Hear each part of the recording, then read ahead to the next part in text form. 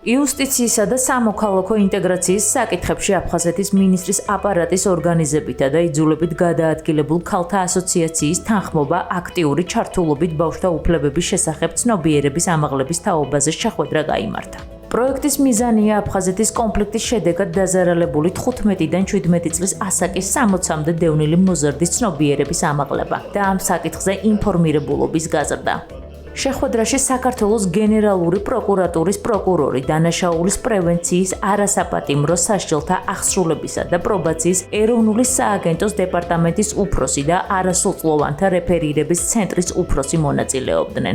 ბავშვთა უფლებების შესახებ ცნობიერების ამაღლების პროექტი აფხაზეთის მინისტრის აპარატის პროგრამის სამოქალაქო ინტეგრაციის მხარდაჭერა ფარგლებში ხორციელდება.